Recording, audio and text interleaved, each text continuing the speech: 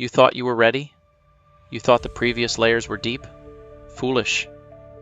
We have merely scratched the surface of a reality so terrifyingly simple, so profoundly unsettling, it makes the deepest oceans feel like puddles. This isn't just philosophy. This is an X-ray of your very being, a vivisection of the human condition, laid bare by the unyielding, unbuyable tyrant. Time. The chronometric abyss. Time's absolute sovereignty. Forget wealthiest thing. Time isn't merely the wealthiest. It is the sole true sovereign of existence. Every human endeavor, every grand ambition, every whispered love, every agonizing sorrow, all are but ephemeral ripples on its infinite, merciless surface. The unpurchasable aspect isn't a mere market anomaly. It's a cosmic indictment. No amount of gold, no accumulation of power, no scientific breakthrough has ever, or will ever, bend a single second to your will. This isn't a secret kept by the elite.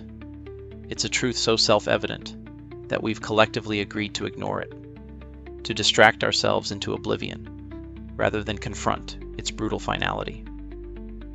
We build temples to money, power, fame, all while our actual definitive lifespan dwindles. A finite, non-renewable resource being squandered on illusions. This is the ultimate existential pornography.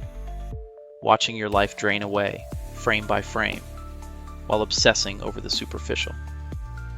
Marcus Aurelius, the fierce embrace of the eternal now and the cosmic perspective. You speak of Marcus Aurelius and the present moment? That's kindergarten stuff. For Aurelius, the present moment wasn't just a chronological point. It was the battleground of virtue, the sole theater of conscious action.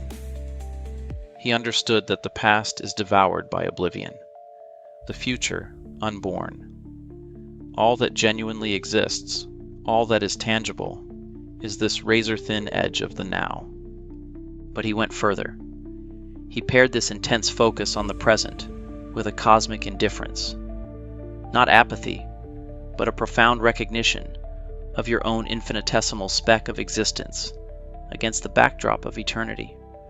Your fleeting life, your triumphs and tragedies, are less than dust motes in the grand, indifferent sweep of time. This wasn't meant to depress.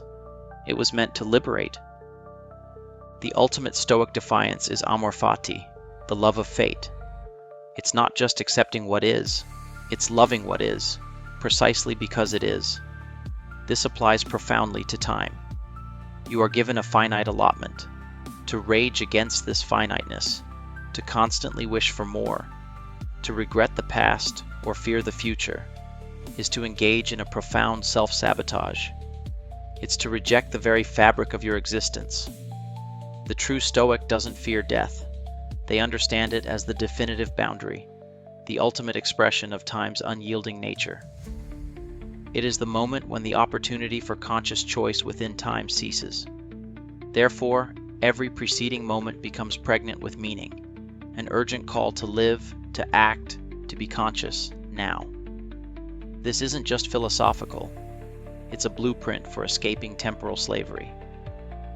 René Descartes, The Consciousness Trap and the Fabric of Reality. Cogito, ergo sum. I think, therefore I am. But what if the am is inextricably bound to the think? And what if the think is the very creator of the time we perceive? Descartes plunged into radical doubt, stripping away sensory illusions, external authorities, even the existence of a body, until he found the undeniable core, the thinking self. And in that thinking, time emerges. This isn't just about subjective perception. This is about time as a construct of consciousness itself. Consider the specious present, the psychological phenomenon where our now isn't an infinitesimal point, but a stretched duration, a brief, vibrating slice of past, present, and future that our consciousness stitches together into a coherent experience. If your consciousness is the loom, then time is the thread it weaves.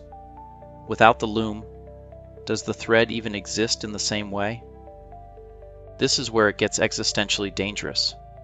What if external reality, as we perceive it, is not merely experienced in time, but generated by our consciousness through the lens of time? What if the universe, in its ultimate objective form, is atemporal, and our minds project the illusion of linear progression to make sense of the overwhelming, simultaneous totality of existence? Your consciousness isn't merely trapped in time, it might be the very prison guard of time, locking you into a linear narrative. The eye that thinks is not just witnessing the clock, it is, in a profound sense, being the clock for its own perceived reality. This opens up a terrifying possibility. If you could truly transcend linear thought, could you transcend time itself? Or would such a transcendence be a form of non-existence, a dissolution back into an atemporal void?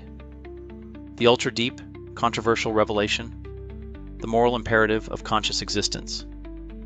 This fusion of Stoic immediacy and Cartesian subjective time leads to the most provocative, most unsettling conclusion. The ultimate measure of your existence is not its duration, but the depth and quality of your conscious engagement within that duration. And to be unconscious, to live on autopilot, to squander your moments in distraction and delusion, is not merely a waste, it is, in a profound existential sense, a moral failure. Yes, a moral failure. Because you are gifted the most valuable, unpurchasable commodity, conscious moments, and to squander them is an act of supreme negligence against the self. It's a rejection of your unique opportunity to be. We judge murderers for taking life. But what about those who, through chronic unconsciousness, allow their own life to be taken by the relentless drain of unlived moments? We condemn theft. But what about the constant theft of your present by your own past regrets and future anxieties? The hidden secret is not just that time is valuable. It's that your responsibility to be conscious within time is the highest call of your existence. This is not about being productive. It's about being present. It's about infusing every mundane act, eating, walking, listening, with the full weight of your awareness. It's about dismantling the societal narratives that tell you success is external, when the truest success lies in the internal richness of your lived moments. The universe doesn't care about your job title, your bank balance, or your social media followers.